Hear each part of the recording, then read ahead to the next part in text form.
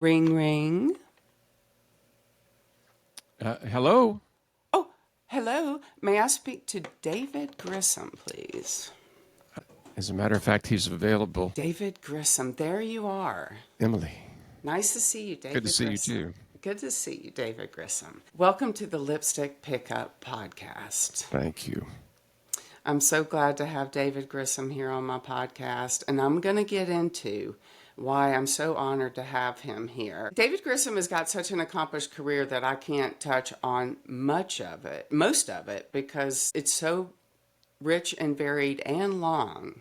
But I do want to explain to my listeners the reason why I know who David Grissom is that at the tender age of 19, I saw the Joe Ely band at Tipitina's, and my life was changed forever. Wow. Wow.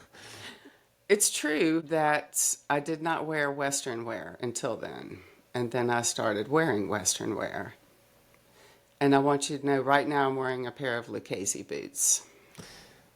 Well, I'm glad. I was in the Lucchese store yesterday. Yes. Didn't buy anything, but looked. It smells good in there. Yeah. Yeah, we have one down here right down the street from my house now. It's crazy. Oh, lucky you. Yeah, it used to be nothing but beer joints and hookers down there when I first moved here. Sounds now like we my have a neighborhood. Lucchese store and an Hermes boutique. Ooh. Yeah. It took me a while to learn how to pronounce Hermes. Thanks for nailing it. I took French in high school.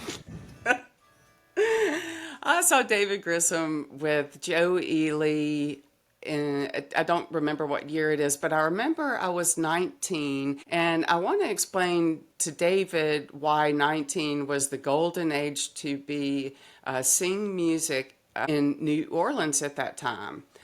At that time, I was studying at the University of Southern Mississippi, an accredited college in the Mississippi Pine Belt off of Highway 49. And the year I started college at the age of 17, and at that time, the drinking age in Mississippi was 18.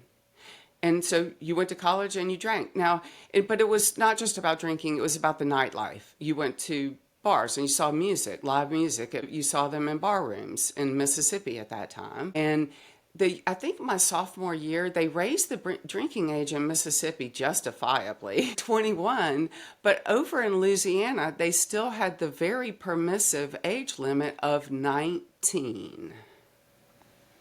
So I started driving a lot more over to... Yeah, I just got a fake ID.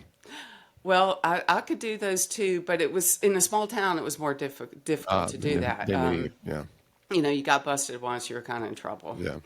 But in Louisiana, it was also 19 and older. It was just, that was a thing that we did. And I loved my live music. I always did. It was my thing. And the reason why I went to see Joe Ely was Hattiesburg. David, I bet you know folks from Hattiesburg. I have Hattiesburg connections. Yeah.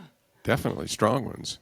A couple of names you want to mention? Webb, Wilder, Yeah. and I go way back. And R.S. Field, some of my favorite records I've ever played on. He's Bobby, as we call him off campus, is produced some of my favorite records. He's never made a bad record. Yeah. And then Susie Elkins, the Commandos, all those people. Casper Rawls I play with all the time. But yeah, Webb, I still talk to Webb once a month or once every couple of months.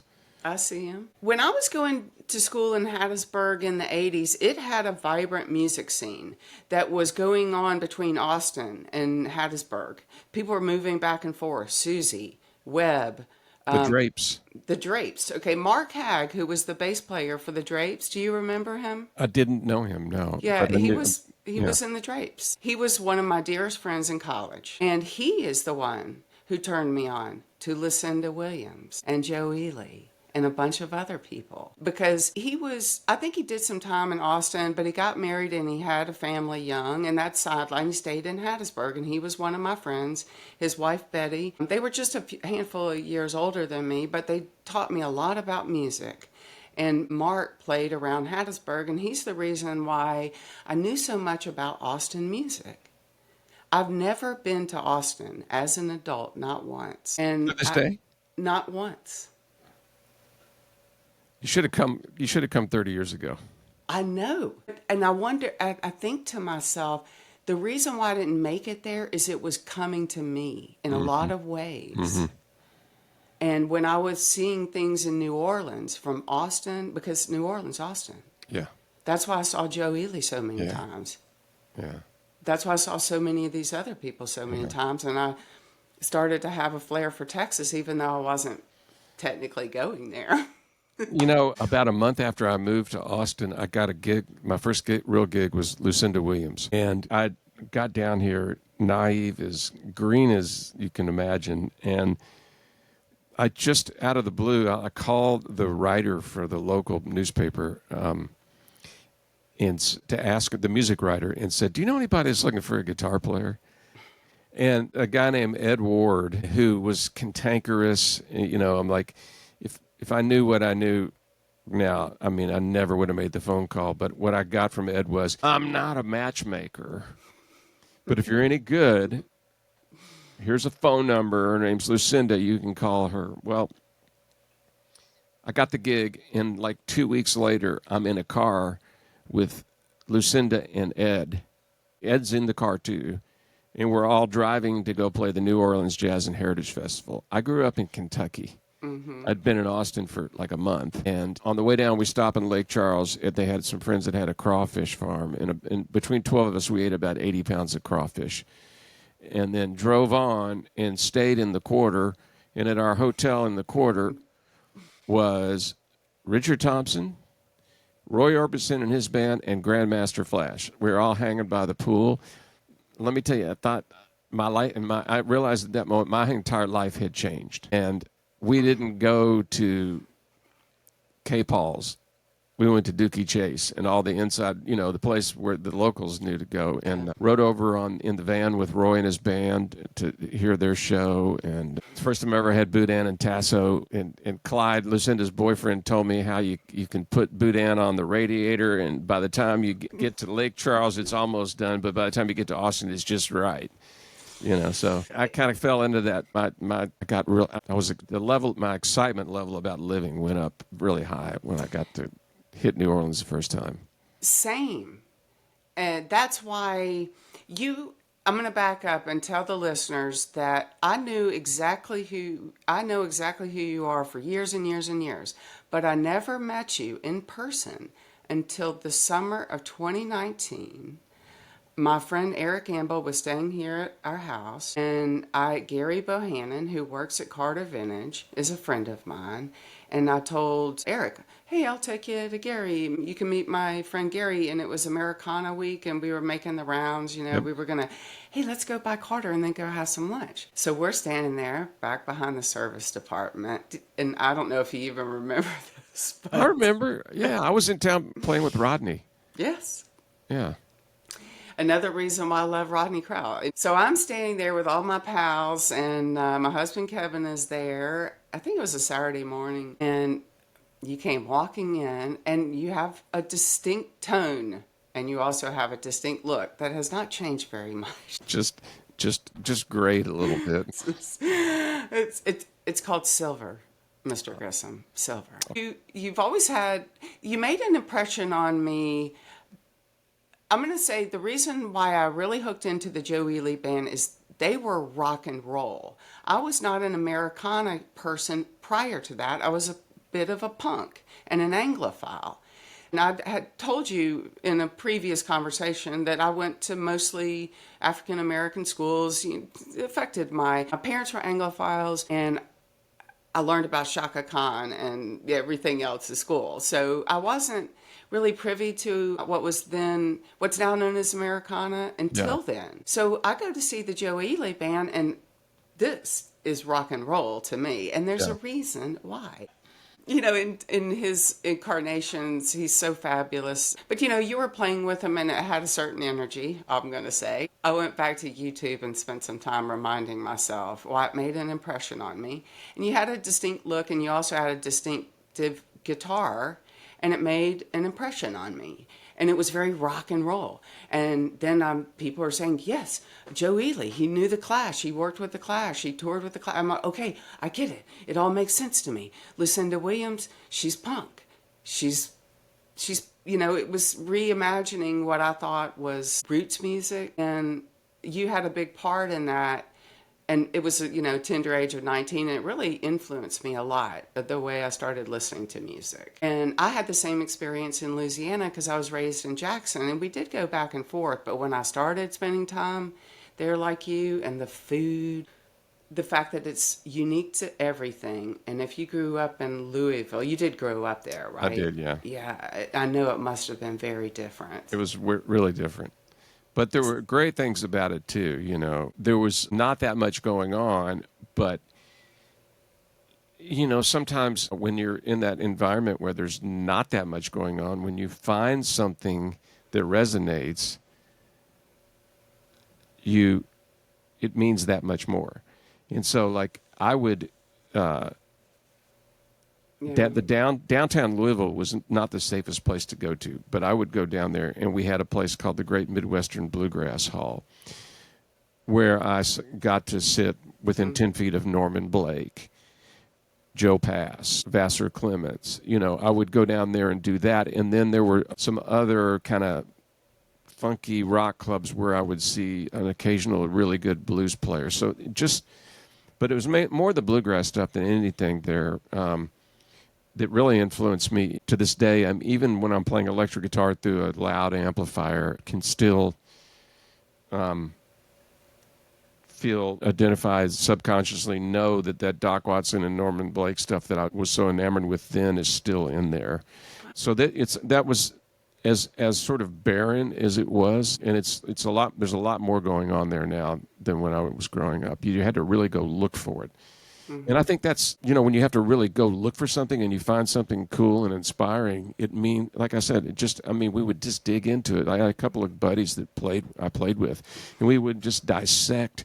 If one of us found, I got B.B. King live at the Regal, and every single note was like a diamond. And so now with the entire universe pelting you like a hailstorm now, no filter on the information coming in. I don't know how people that are learning to play music now can focus.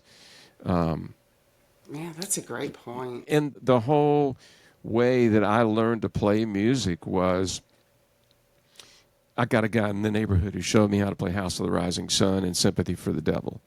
And then another guy that turned me on to Magic Sam and B.B. King. And then I went down to the local music store and took lessons from a guy. He took me through a book where you have this logical progression of here's some chords and here's a little bit how to read and then here's some more chords. And, as opposed to getting up and start to scroll on Instagram and see everybody's best 60 seconds. And that's how I find when I teach now that people are trying to learn how to play music. And it's like building a house, building the roof first. So I'm glad that I grew up when I did. And I'm glad I grew up in a town where there wasn't that much stuff going on, because I just appreciate it to this day when I find something magical. Oh, and that's the thing. There were pivotal moments throughout my youth, the Beatles. My first Beatles record was Revolver. And so when I got that, everything changed. Yeah. And I can take you through the years of records, and sometimes one song on a record that I just absorbed myself in for long periods of time. To where I really got the essence of what was going on, or at least what it affected me, as opposed to doing a drive-by all day long. Yeah, I listened to a lot of your music this week too, and I can't remember which song you're talking about, how when things come hard to you, difficult to you, they're more treasured. And I remember hearing you talk about how you loved Revolver on a podcast that I listened to, I think in the pandemic. And it resonated with me because I remember I knew what it was. Somebody had played it for me, but I had to have my own copy. one of many children, this allowances, mowing yards, all Totally. this. I know Totally. it. I know all about it. That's why I still Totally. have all this stuff. It's like, I paid money for this. I can't sell it. Yeah. I mean, a lot of my music, all the physical packaging, and it's not priceless stuff. It's just stuff I paid money for. And I remember riding on my bike to Service Merchandise and getting it. You probably remember when Wilson's and Service Merchandise were, Yeah. it was a big electronics store. It Yeah. was like something from the fees. You Yeah. buy records there and everything else. Yeah. And riding home. I can But that's remember what the day I makes got you a Revolver. interesting. I can remember the day I got Revolver. I can remember begging my the mother actual. to call my father at work, and would he please stop at Vine Records in downtown Louisville on the way home, and I would pay him back if he would get Revolver for me. I didn't know if he was going to do it until he walked through the door with it, and I put it on, and the first notes of Taxman, I was just like, my God. And that was my first. That was it. It was like put the key in and start the car. That was kind of it right there. And I can remember. It's just so dimensional, the record. It's just so dimensional. Go ahead. I'm sorry to cut you off. Yeah, I mean, I can just remember those rituals of looking at the cover and smelling the vinyl, and the way it sounded on these. Not terribly expensive stereos, but it was all analog and had tubes and it was juicy. And another time I can remember going to the mall with my mother and she sent me in. This was a big deal. I don't know. I was pretty young. She sent me in with like $6 to go to the record store in the mall. And she said, now we're going to get your dad a birthday present. And we got him, it was Live at Folsom Prison, Johnny Cash. We got the 8-track. We got him the 8-track. I mean, it's like I can hardly remember anything from that era except things like that. Yeah. And I mean, I felt like this big adult, If you got Just Johnny to Cash have live it. at Folsom Prison and handing him the money and getting it and taking it home, and it's exciting. People are still buying records, but it's voluntary. If you wanted to listen to it, you could. So it's sort of a thing. Yeah, a lot of people are buying albums. I call it the vinyl arms race. It's a collector's thing now. But back then, we had to actually own it to listen to it. I can remember just call it. Do you remember calling the radio and asking them to play a song because you wanted to hear it? All the time. All the time. That's why I treasure. I'm not cynical about my phone because it's such a treasure to me that I can listen to music in the airport and all this stuff so easily. I try to not squander it. Yeah, the Beatles. And that's when I listened to that podcast, that's when I, started thinking about you as a musician. You can't oversimplify. You have a very distinct tone and style, but it doesn't mean you don't know about all this other stuff. Bluegrass, the Beatles, jazz. I've been watching you a long time. But that day in Carter, you came walking in, and I told everybody, David Grissom's here. By the time you got back, I was like, David, my name is Emily. And you were really sweet to me, and we took some pictures. I got a couple pictures. But that's the one time I met you, and I said, and this is relevant to our discussion, and I said, what are you doing here? And you said, I'm playing with Rodney Crowell. And Rodney Crowell, and I love Rodney Crowell. I saw him at Tipitina's with the Bodines. Yeah. I love Rodney. I mean, I love his music. I love everything about it. I played on his new record. It hadn't come out yet. Oh, yes. I'm excited about that. Yeah, I love him. But I didn't know anything about it. There's so much music out there, and I'm glad that you know that it's a deluge. And that's why it's so hard for young and old people to discern. I know. Man. And there's great stuff. And it's a job for the young and the old, the discernment.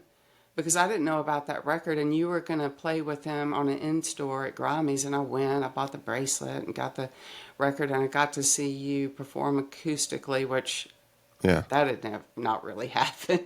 Yeah.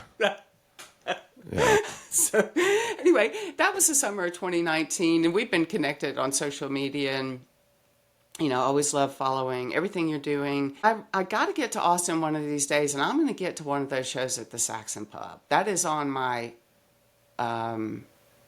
my bucket list. People have concert bucket lists that mean nothing to me, but I want to go there and see that.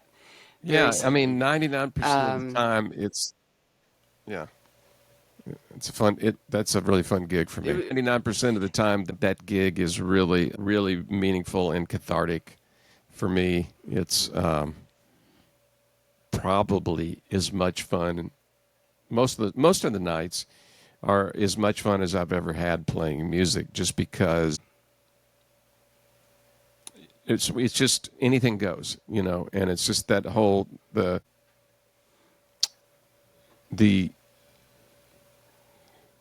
art of improvising is something I've always cultivated and always been intrigued by. There's something that happens spiritually, I think, when you go places and play things you haven't played before that have nothing to do with ego whatsoever.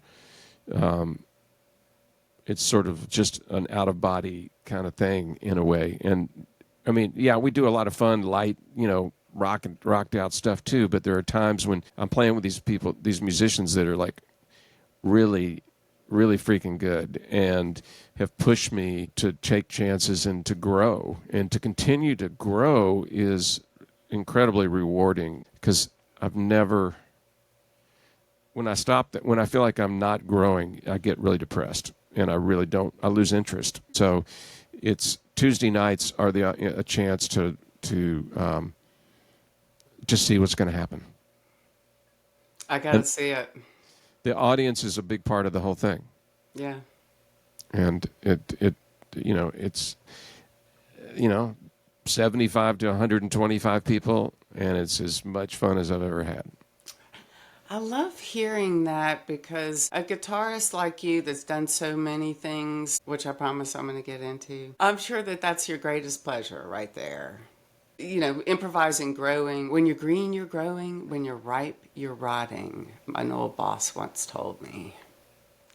Yeah. I mean, there's for me, there's the live component of what I do, and then there's the studio component of it, and I like them both equally when they are happening, when they're really good. There are times in the studio when you're working with great players and you hear a demo of a brand new song, and especially if mostly when it's a great song, the experience of taking, an acoustic guitar and a vocal into a fully realized record, that has the same sort of energy. It's a little different thing because you're in a controlled environment and you can experiment with sounds more and try things, and there's other players that are, it's just a little different, but that it's the same kind of energy. So there's the spontaneity of it, and there's it's like when there's a lot of meat on the bone, that's when it matters. And that's when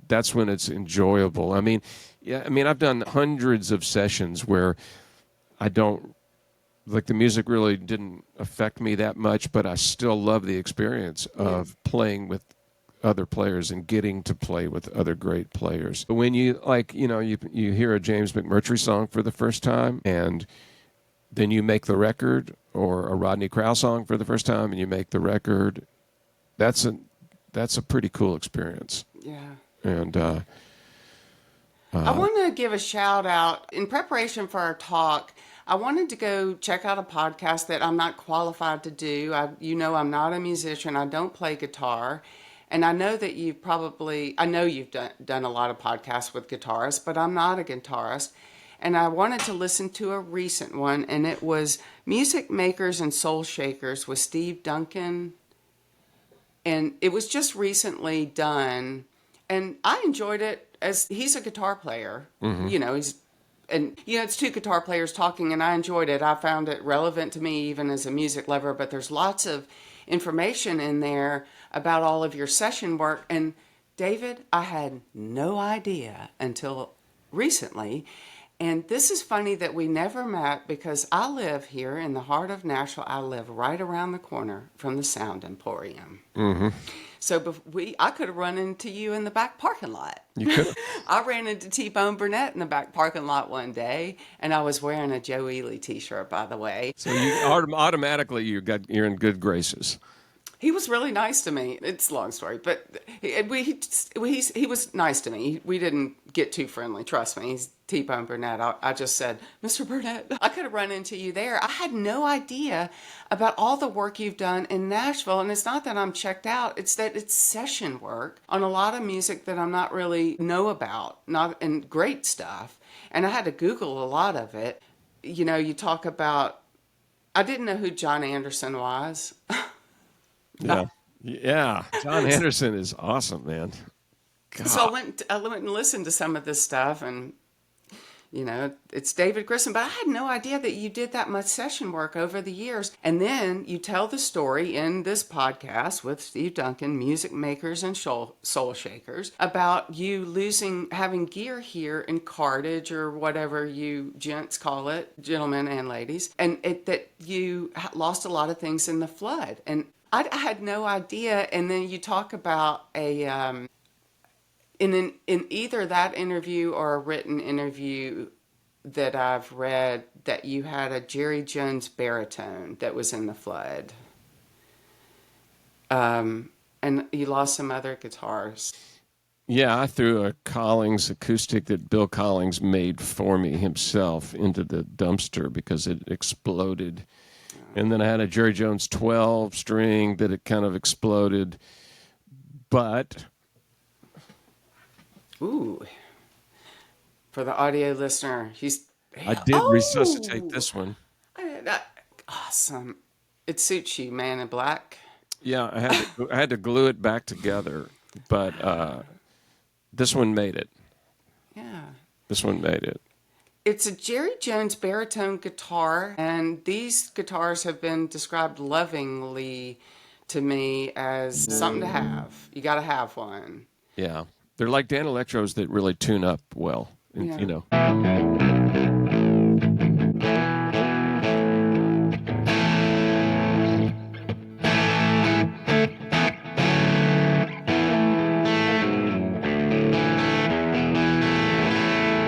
So I got a lot of work in Nashville because of this.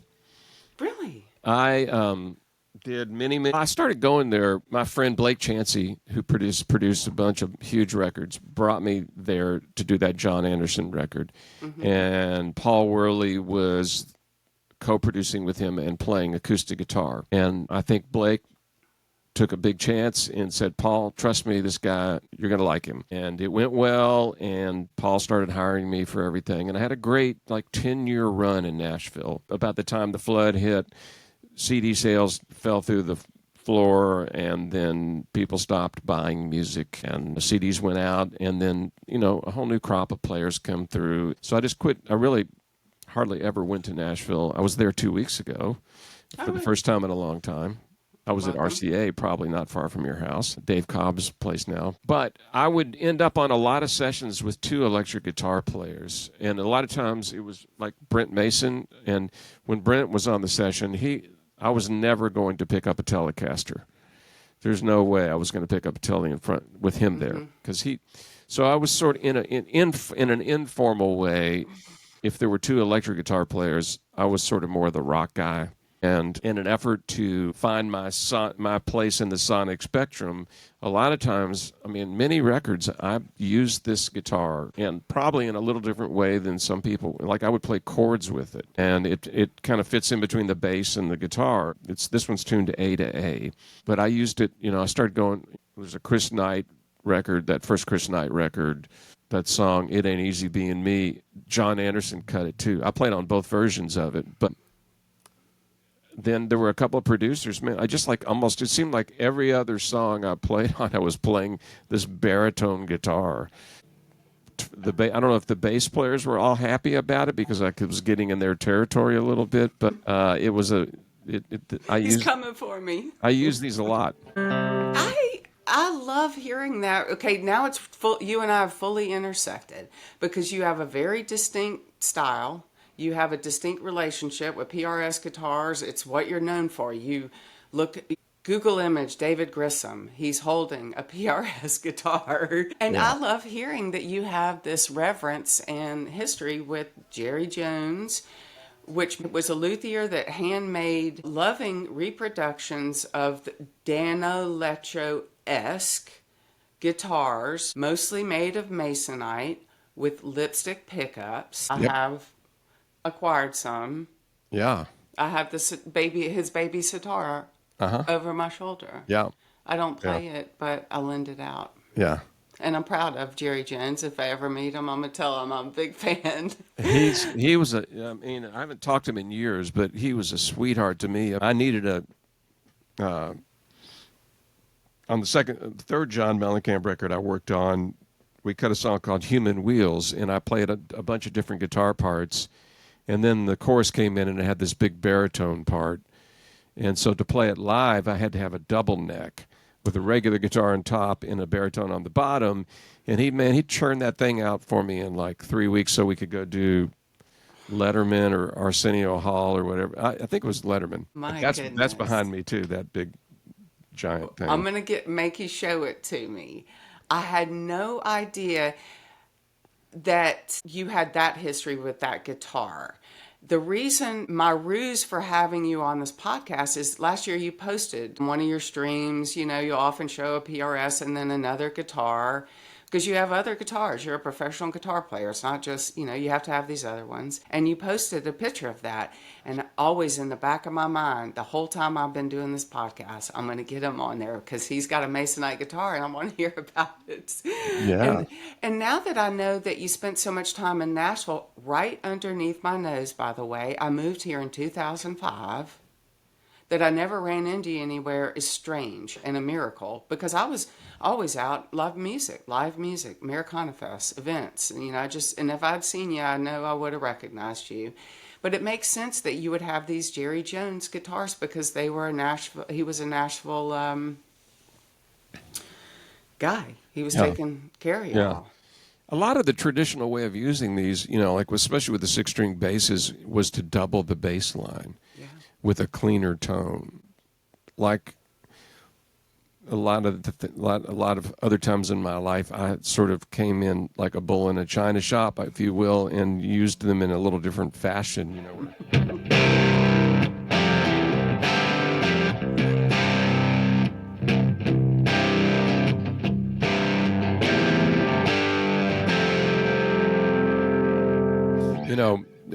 Chunky rhythm things like that. I was about to try to take a picture of you playing that baritone.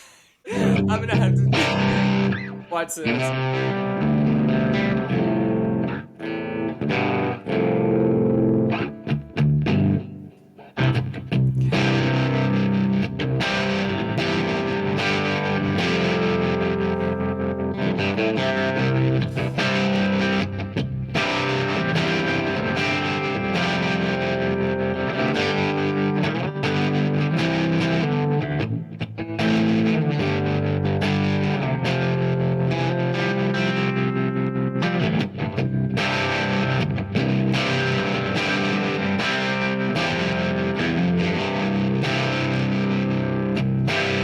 Crunching pretty much. I might put the bright switch on if I was going to try to do that. I love it.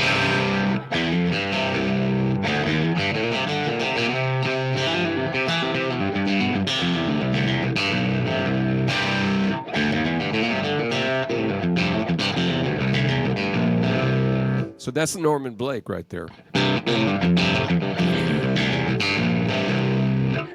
Don't tell him I said that because I'm sure the traditionalist. You've explained it. I fully understand the David Grissom sound now, and if anybody wonders what it sounds like if David Grissom's playing a Jerry Jones, it sounds a lot like when he's playing a PRS. Well, it's in a different range and it takes up a different sonic space, and I am playing crunchy right now because I just got my little 15-watt amp turned on here, but sometimes those sound bigger when you put a microphone on them.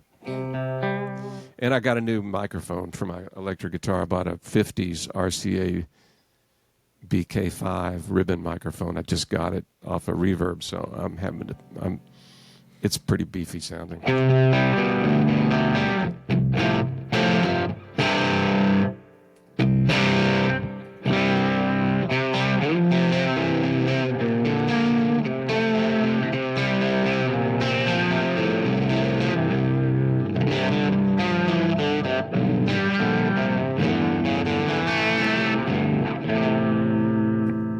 I would clean that up if we were recording. It sounds so great. Yeah, they're juicy sounding things. I mean, but like, I'll show you the double neck. Yeah. Everybody wants to see the double neck. Oh, my gosh. Just because this guitar is heavier makes it sound differently. So if I play the baritone.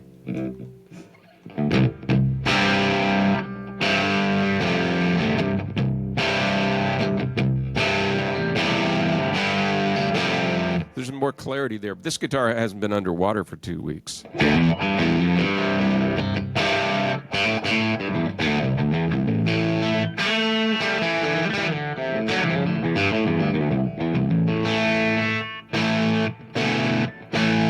So I had to get this, like I was saying, because this song, with this Mellencamp song, Human Wheels, you have to be able to transpose on a regular. So the song's in A, I think, so I have to play in a typical A position on the regular guitar. And when I go to the baritone, I have to play in an E position. Excuse me. So, like, the song started out and I played some sort of, like, sensitive.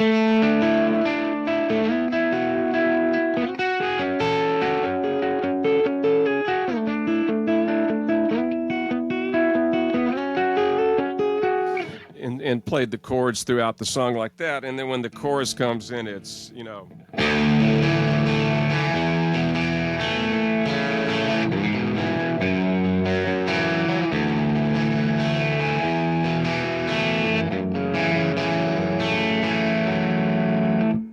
The beefier thing. And so then you have to be able to come back.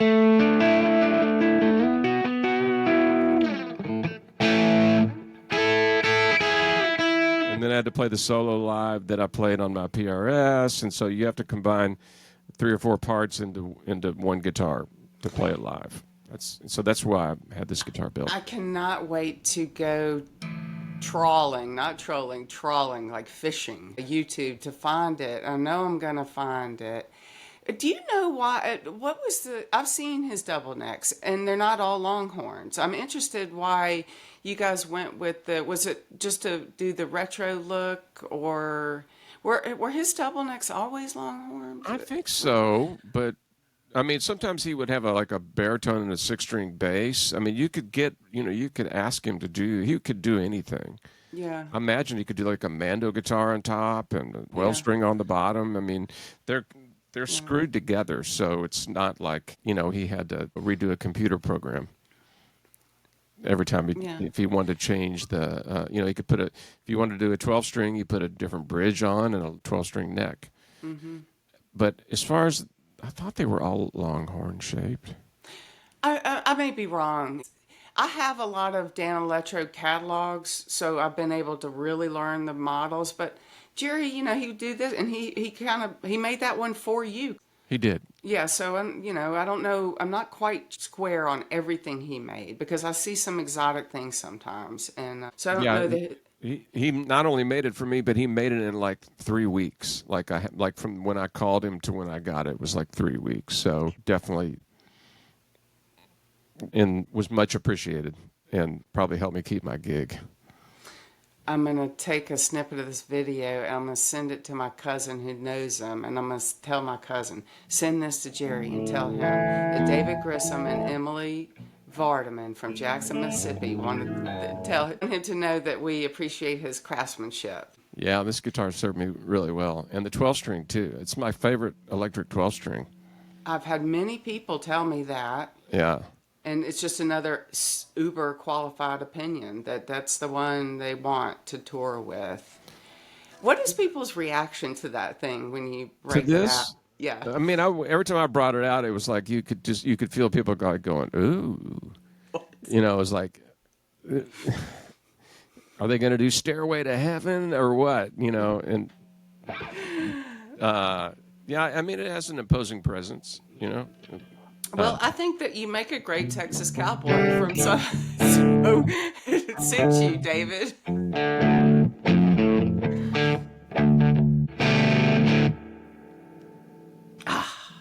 Yeah, this one is definitely brighter and clearer than the other one. I mean, I've got my amp cranked up.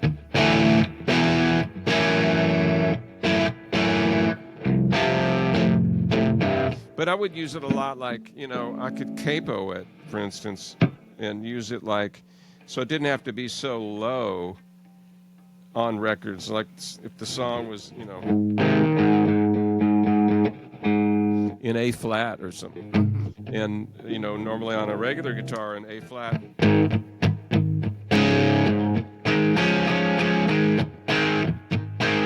you might capo at the first fret and play it out of a G position or...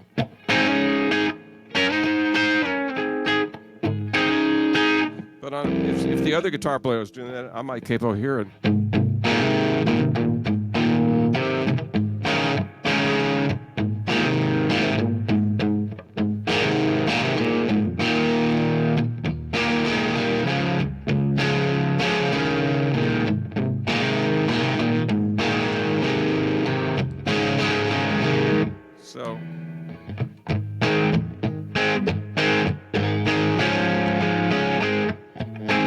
So, like on the other guitar player might be going.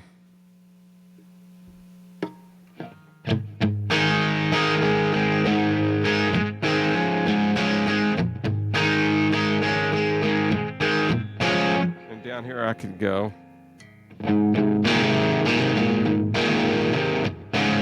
You know, so it just gives you all, or I wouldn't play this, I would probably play something more like, you know.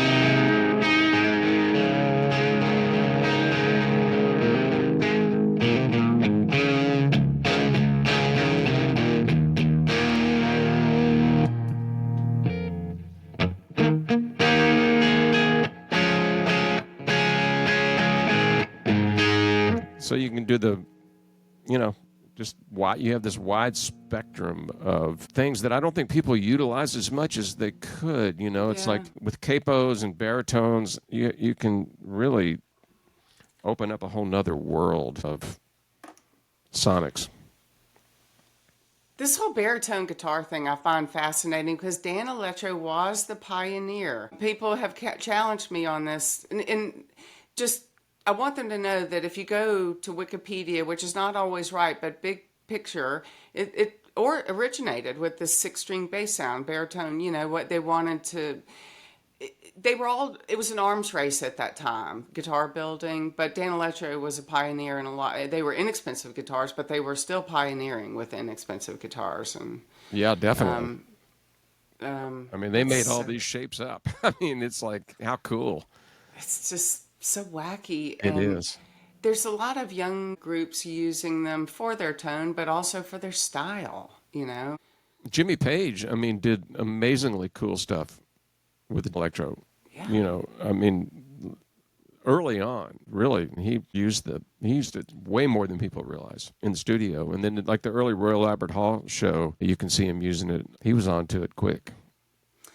I found some recent stuff. I found a picture of, or some video of him at some sort of, you know, and he's dressed in a suit. It's 2007 at some event, and he's playing it again. I don't know if it's the same one, but, you know, he's got a reverence. All these guitar players have a reverence, which here's begs a question I'm dying to ask David Grissom.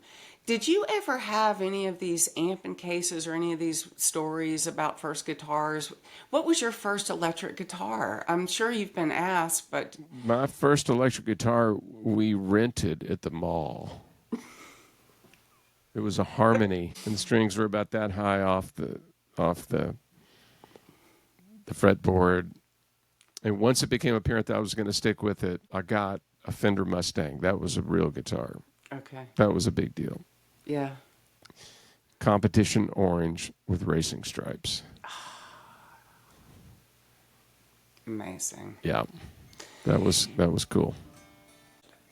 I would love to talk about Jerry Jones guitars all day with you, but I told you when we were pre-gaming that ever since I've been researching for this episode, learning about Paul Reed Smith, I'm really fascinated with your relationship with this guitar builder because I watched it.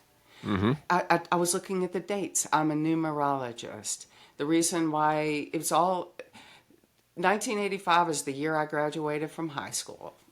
That's why I watched all this happen. And I read an interview where you talk about when you bought your first one. I got my first one in Dallas, but what happened Dallas. was when I got to Austin, I had one guitar. It was a Fender Stratocaster that I bought in Memphis, Tennessee in 1980. I still have it. Yay. It's Fiesta Red, made in 1960. And anyway, everybody in town had a Strat. Mm-hmm. And I was at a party late one night, and 3 a.m, been out all night. Everybody was having a good time. And I met this guy in town, a guy named Wayne Nagel, who's a great friend of mine now. And we've been friends since I got here. But it was the first time I ever met him. And he talks like this, and he said, what kind of guitar do you play?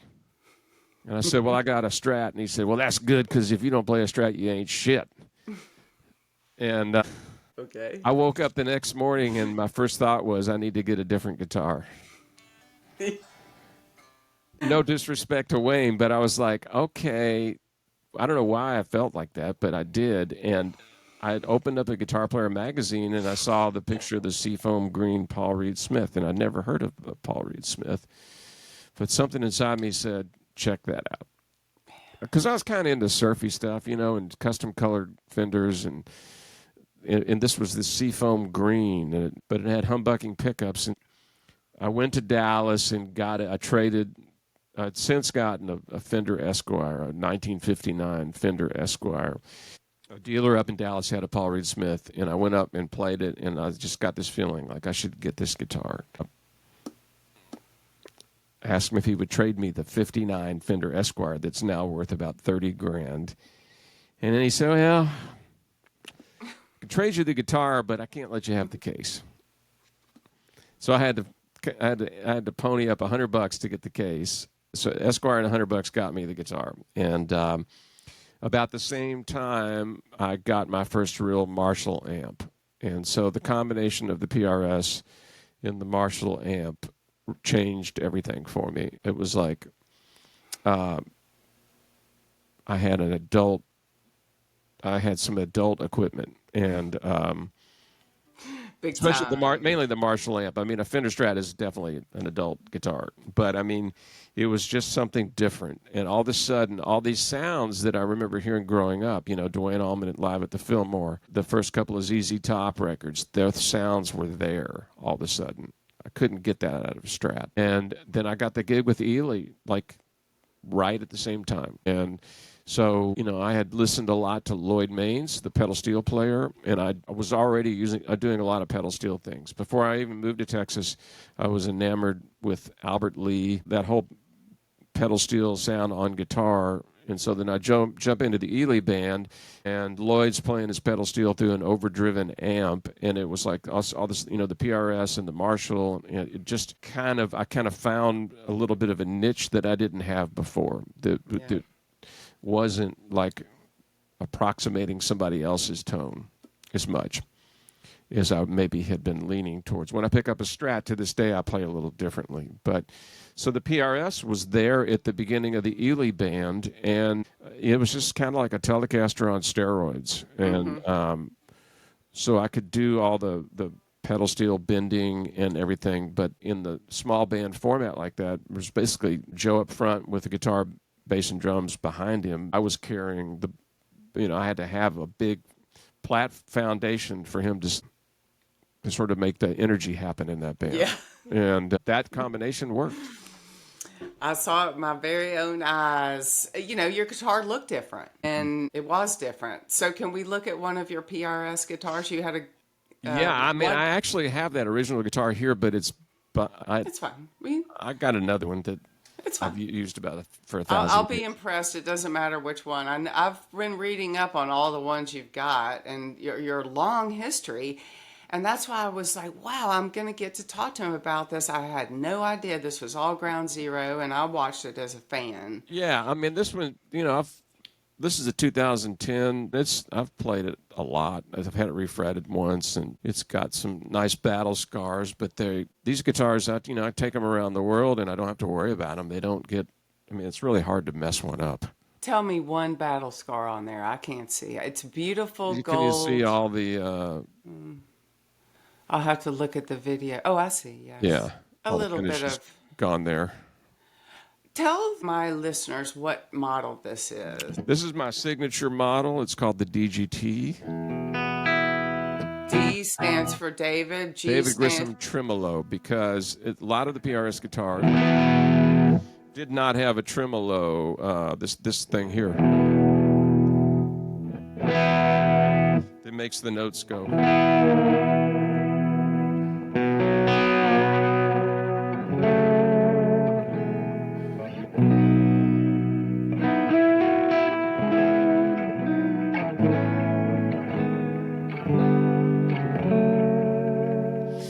So I always like the sound of a Bigsby, like on a Gretsch guitar, and always just like that little bit of wobble. Having that there where I can make the chords shimmer.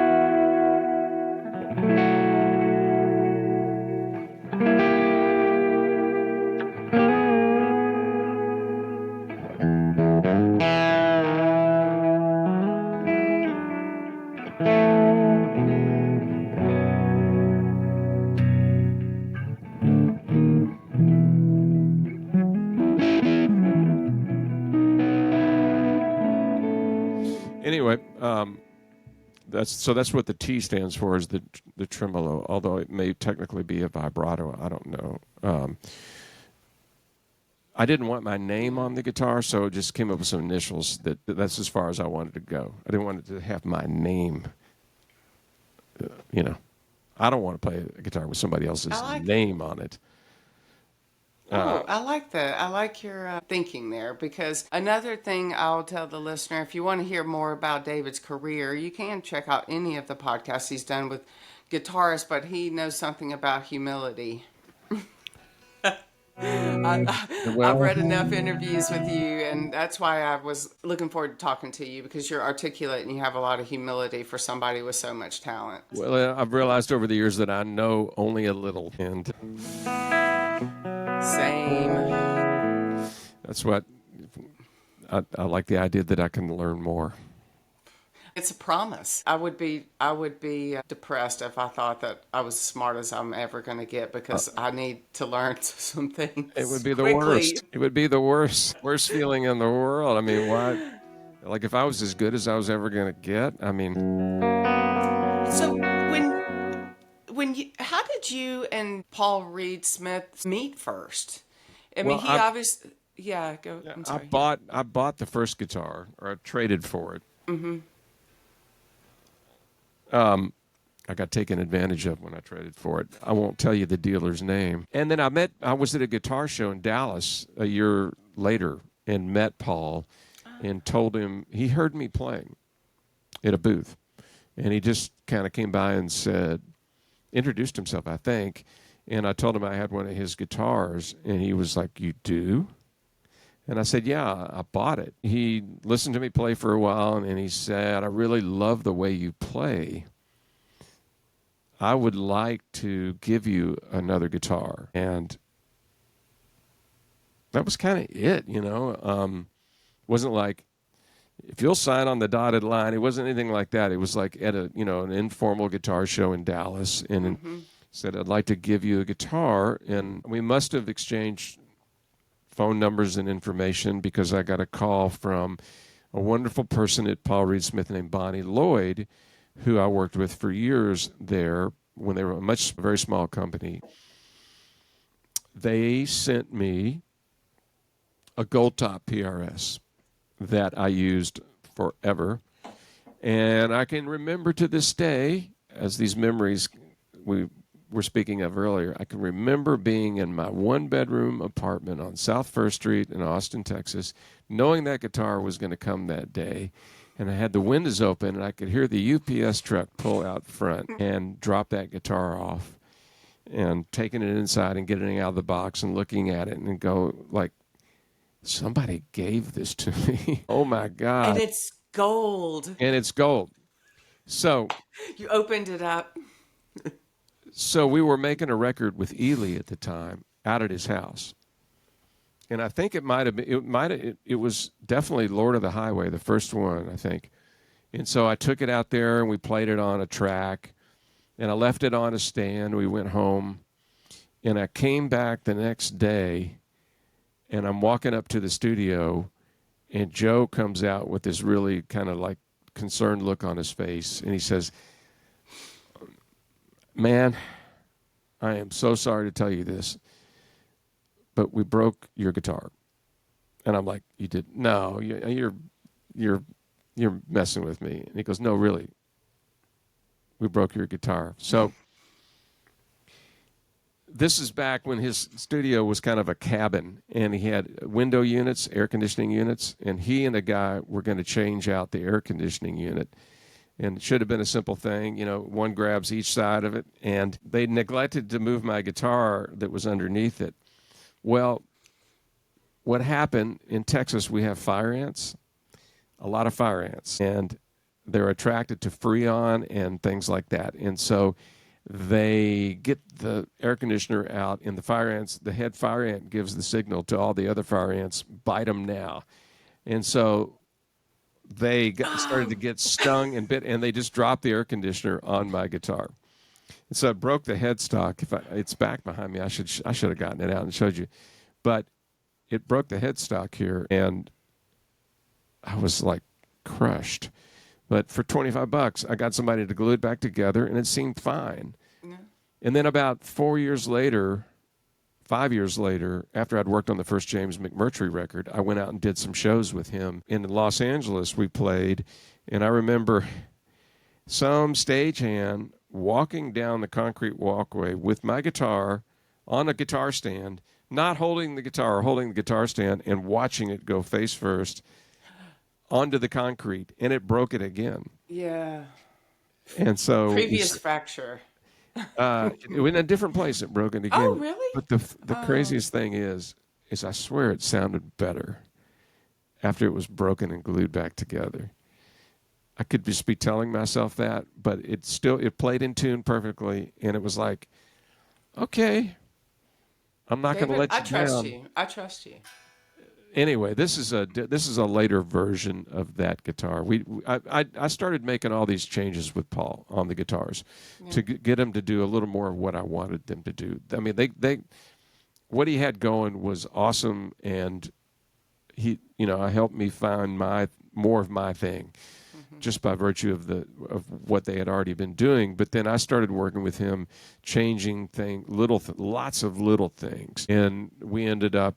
It's a long story that I don't think we have time to go from beginning to end on, but we ended up. I've read a little bit about the the pickups and things, engineering stuff that you've worked with them. Lots, changes, yeah, everything. And that's I'm a fan, and we're not going that deep dive here, but it's out there if you would, for the listener, if anybody wants to know that you've had a long relationship with them and designing, and you have signature, and you're still doing things, and it's all out on the internet for the guys who really love the PRS deep dive. It's out there. I found it.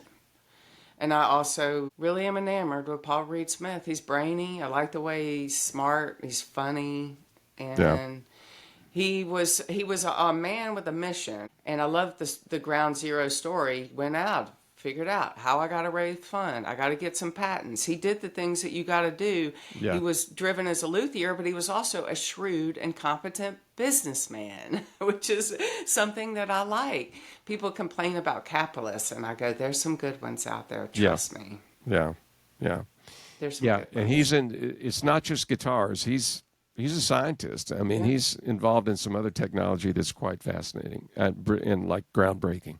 Yeah. That you will hear about. I'm sure you're honored to have been working with him this long and to pair two like pairs, iconic pioneer of tone. Well, it's been an incredible honor and what an incredible opportunity to bounce ideas off someone like that. And I think we've helped each other get to a certain point on these guitars. I mean, this model, they make a lot of different models, and this is different than the other guitars in the line. I mean, this is sort of the most vintage guitar-inspired guitar they make. Sort of the PRS for people that don't like PRSs, I think. But they are there because there's style elements, Yeah.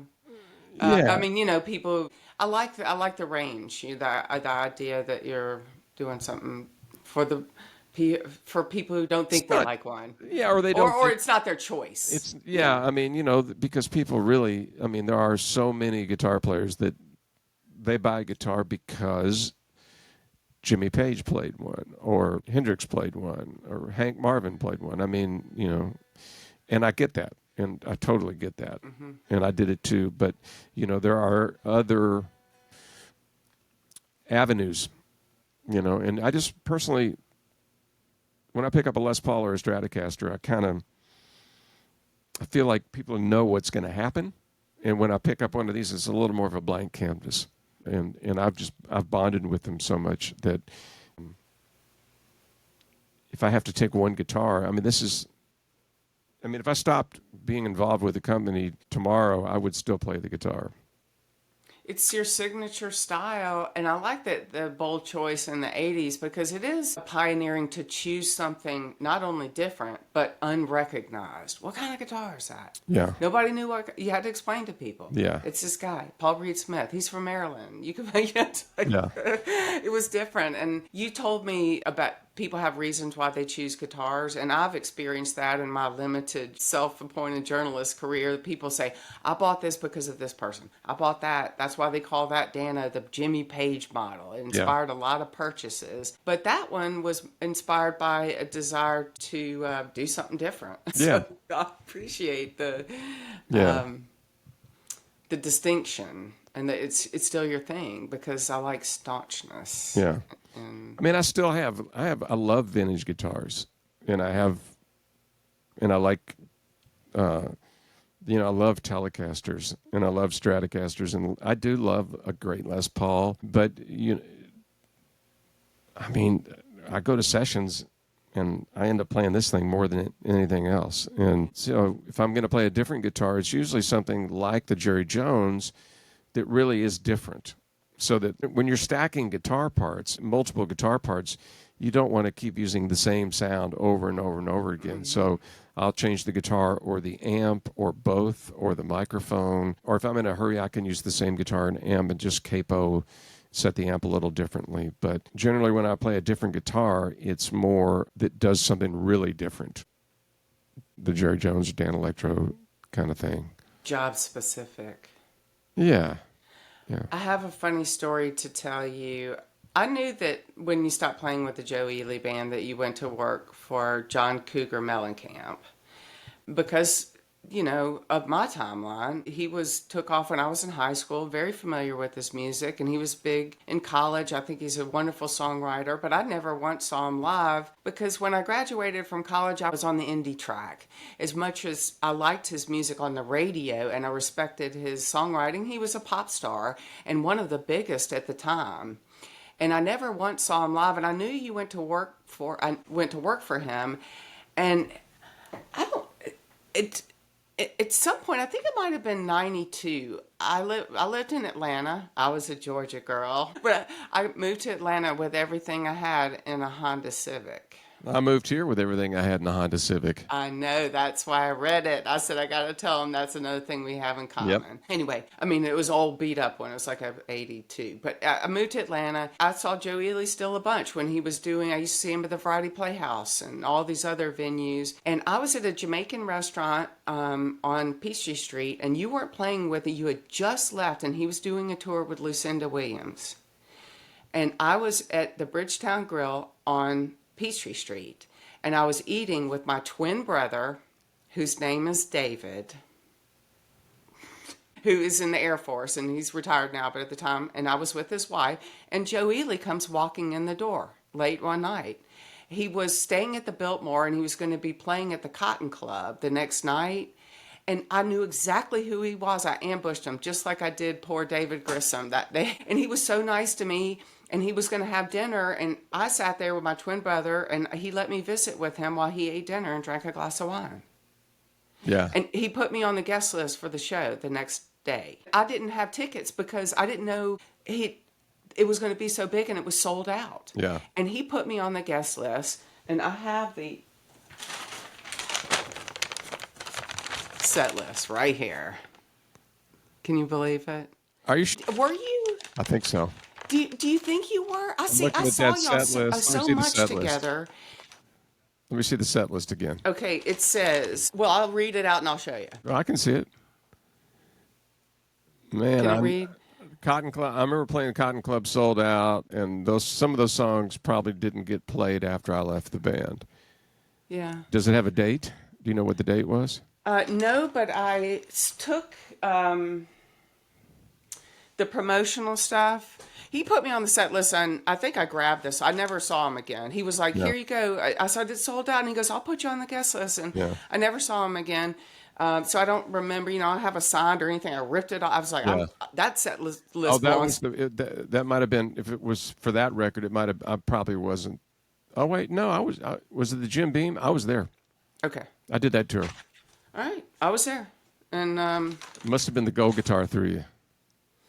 I saw you guys so much, and I sound like a stalker, but I never missed it. There were a lot of bands that I never missed at that time. I saw live music; it was my thing, and I would have never missed a Joe Ely show. I never missed a Joe Ely show. I'm pretty sure I was there for that one because I do remember we did the Jim Beam, Lucinda Williams co-bill thing. Amazing. Yeah. Anyway, so many fond memories, and he was an absolute gentleman. He was so nice, and he was nice to everybody there. He's the greatest man. He's all class, man. I learned how to play music in his band. He taught me things.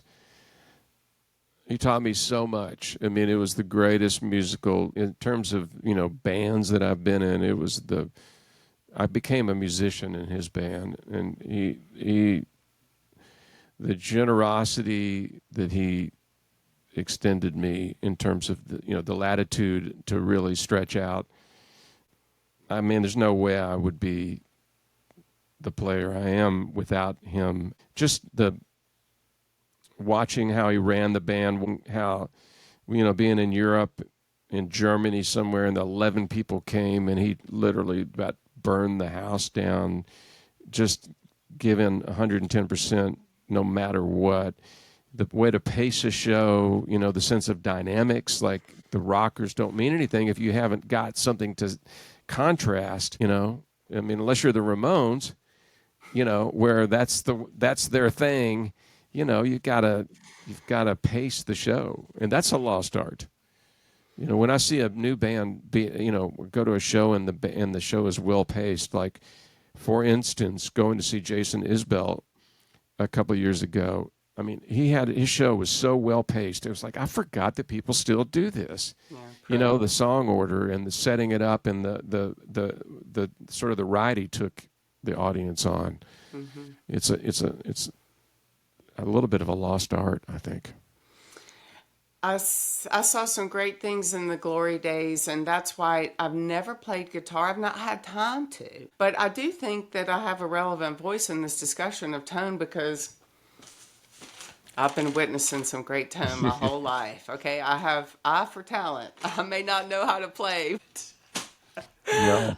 Now I'm 57 years old. I look back on the music that I know about, and I'm like, I don't need to do the vinyl arms race. I Yeah. was there. Okay, Yeah. I had good taste, and I still do, or at least to me. And those shows with Joe Ely, they were revelatory, and I think that's one reason. When I met you at Carter, I was like, Joe Ely. Yeah. I told a guitar player, James DePreto, who plays guitar with Chuck Prophet. He's a very talented guitar Yeah. player. I'm sure you've seen him in Austin. They come and play. Yeah. And I love Chuck. I think the world of him. We've sort of crossed paths off and on over all the time period we've been talking about. Yeah, he's awesome.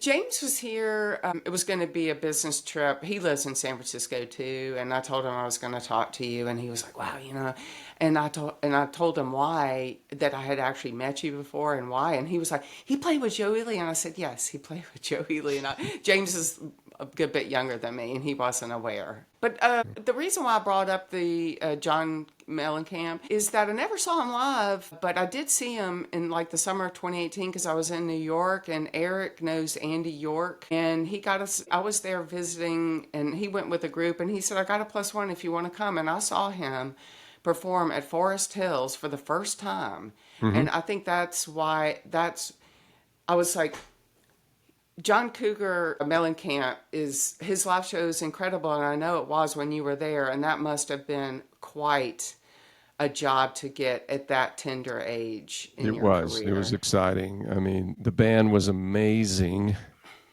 It was back before in-ear monitors and back when you could use Marshall amps, and when you played an arena, a lot of the sound came from the stage, and it was like there was a visceral feeling to that. And the band, I mean, we had so much fun. John was a interesting character to work for, most of it really good, but I learned a lot from him. I learned incredible invaluable things from the experience as a whole. Yeah. But to kind of tour the world and go from playing 500 people a night to 20,000 people a night, and was an adjustment that I had to kind of get together pretty quickly. And I can't even imagine. But I learned so much from that experience, and again, the people I got to play with in that band were amazing, and it was truly a band. It wasn't just a bunch of guys that he hired. It was a band. It was a family, and music goes to a different place when there's that chemistry. You take one person out of the equation, and it's like making a good soup. If you remove the fresh thyme. It's a corny analogy, but I mean, everybody contributed this unique thing. If I could take you through the people that were in the band, Lisa Germano, the fiddle player, the way she played, and John Casella on accordion and B3, they came up with so many of these big hooks, and Kenny Aronoff on drums, and Toby, the bass player. I mean, and Mike Wanchik, the other guitar player I got to play with. They're all stylists, in their own way. They came up with these phenomenal parts that helped make these 3-chord folk songs into these huge rock anthems. That wasn't all John. That was the band. Totally, completely. And you guys got the job done, because there I am going to see him a couple of decades later, and everybody there, I'd never seen him live, and everybody there at Forest Hills, which of course is in Forest Hills, New York, we're in New York City, and they are singing along to every song. People are on their feet, they know the lyrics to every song, and that's not something that happens overnight. That was work done years ago, and I can't even imagine being your age and going from Joe Ely to that. Wow. Yeah, but I mean, like every single song, that came in as a 3-chord song. So when you start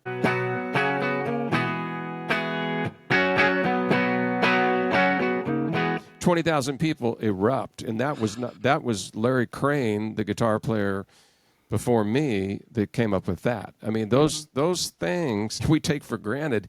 That wasn't part of the song when it was written. Yeah. That's what that's what band members do that play on records, and that's what session players do all day long. They come up with those things, and they don't get writing credit for it. And it's lyrical as the lyrics. It's as lyrical as the lyrics, I think.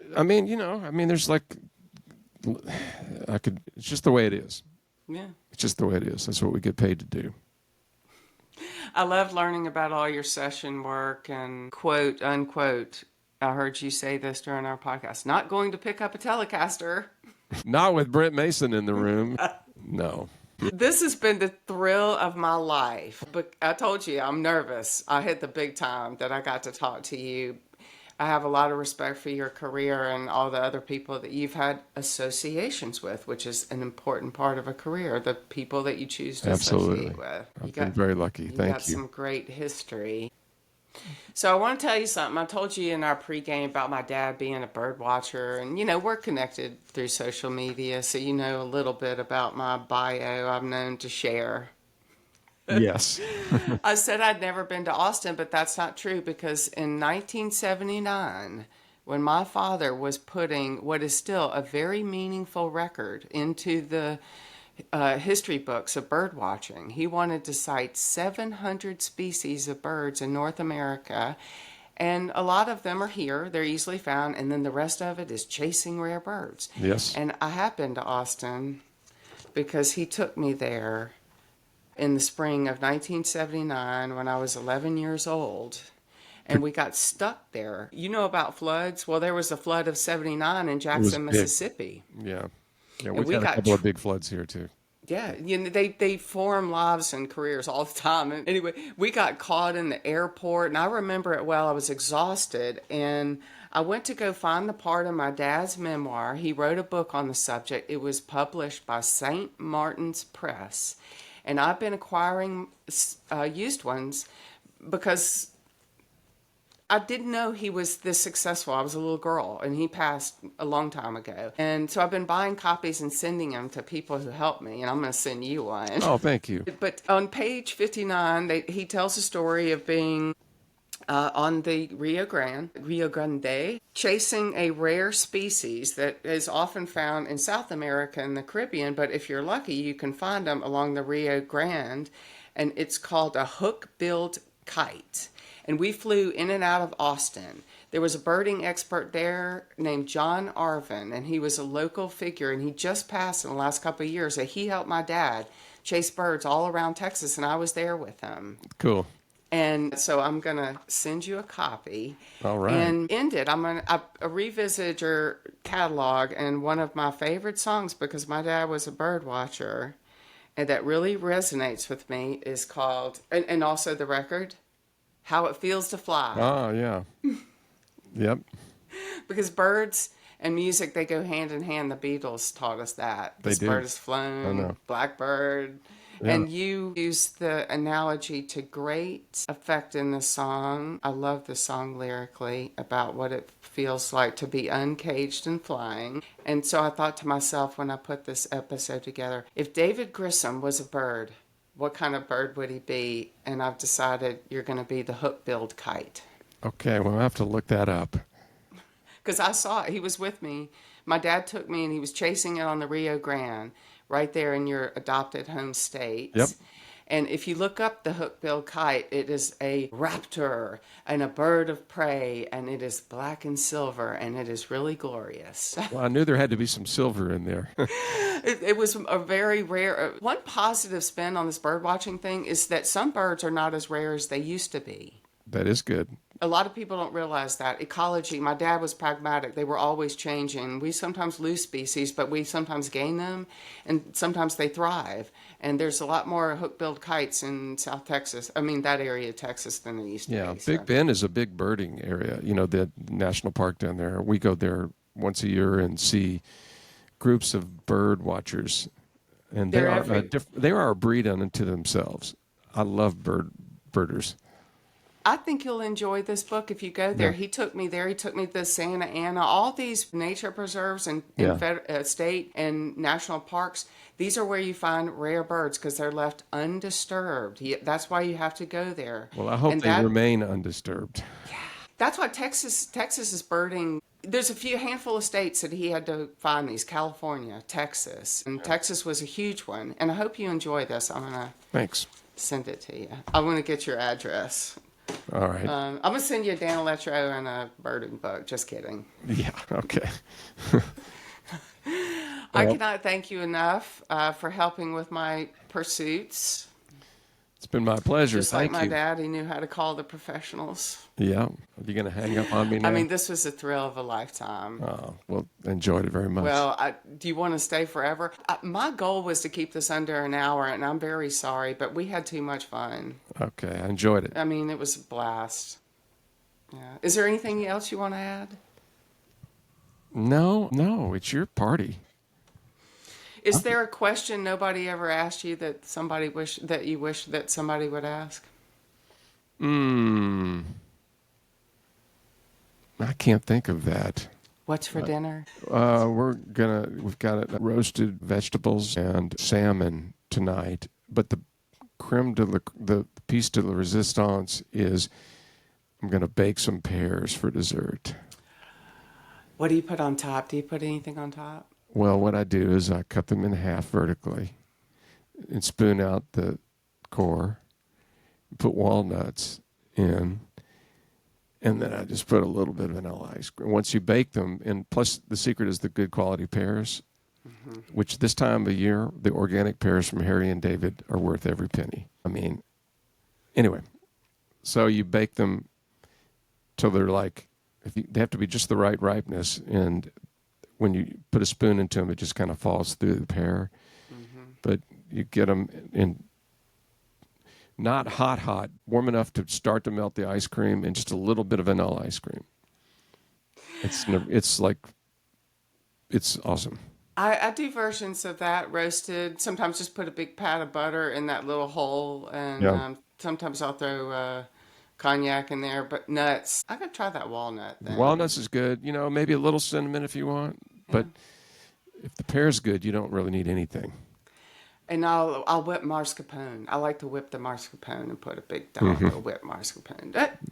One day I'm gonna have you over for dinner. Yeah, I know. I've watched you cook. I mean, you don't do as many cooking videos anymore. I'm cooking just as much, but now all I want to do is talk about Dan Electro guitars. Yeah, that's cool. I like that. You're a world-class cook and you love Danos. I mean, what's not to like? It's got my fascination. Doug Tulloch, who's written a book on the subject, is trying to get another one printed. They're working on a movie. All these things are going to take a long time to get done if they ever get done. But one thing I could do was buy a $50 microphone off of Amazon. There you go. And start a podcast. Well, all the best to you. Just the name itself is intriguing. I like the story. I love the story. And I love that you have your own history with the legacy of it. Those Jerry Jones are part of the legacy. It's about the DNA. Just Absolutely. like PRS's guitars are about improving, second generation, new Turks. Yep. And Jerry Jones I read that he repaired them and he said, if I ever build a guitar, I want to build a guitar like this one and even better. And that's what PRS was trying to do. Mr. Smith. He was. He still is. He's still trying to make them better. That's so great. I'm going to see you soon in Austin. I told my husband. I'm enjoying going back to places my dad birdwatched. I've even been going to places he went and birdwatched in New York State. And I really want to go through this book and maybe go revisit some places that he went. And I want to go to Austin. Come down here and find a golden-cheeked warbler. It's birding paradise. Yeah. I got the boots on right. I told you. I'm going to show you. Lucchese people. Cool. Did you buy those new? Are they new? I bought them new. It looks like you've put some miles on them. I've owned them for years. There you go. Good pair of boots. When I dress Western, I know how to do it. A good pair of boots is like a good friend. Absolutely. And they're a classic. I don't have to dress. I'm not a cowgirl. I'm not a cowgirl. Yeah.